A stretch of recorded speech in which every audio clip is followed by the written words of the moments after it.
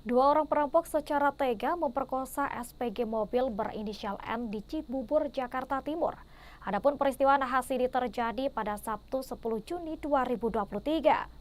Perampokan dan pemerkosaan ini berawal dari janji manis pelaku yang ingin membeli mobil. Namun nasib malang menimpa M. Ia diperkosa secara bergilir oleh dua pelaku berinisial R 30 tahun dan J 30 tahun. Setelah itu pelaku juga merampas harta M. Pelaku akhirnya ditangkap pada Selasa 13 Juni 2023 lalu di tempat terpisah. R ditangkap di Setiabudi, Jakarta Selatan, sementara J ditangkap di Tapos, Depok. Di Treskrimum Polda Metro Jaya, AKBP Titus Yudo Uli menuturkan, kejahatan itu dimulai saat pelaku berjanji untuk membeli mobil yang dipasarkan oleh korban berinisial N. Keduanya bertemu di pinggir jalan kawasan Plaza Cibubur. Setelah itu pelaku mengajak korban untuk masuk ke dalam mobilnya.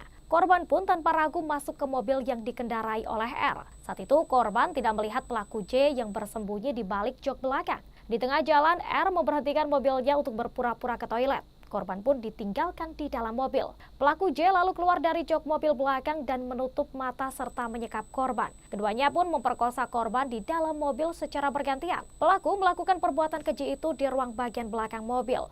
Yudo mengatakan korban diperkosa secara bergilir sembari musik diputar secara kencang di dalam mobil.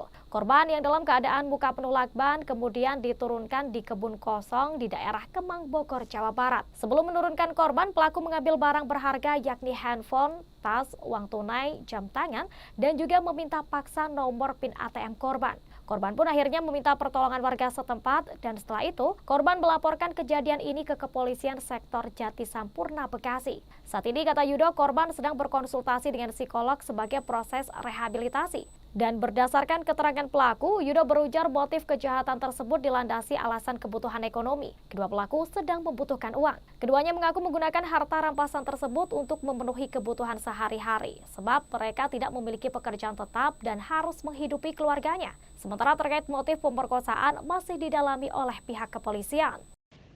Jangan lupa follow, like, dan subscribe sosial media Tribun Jateng.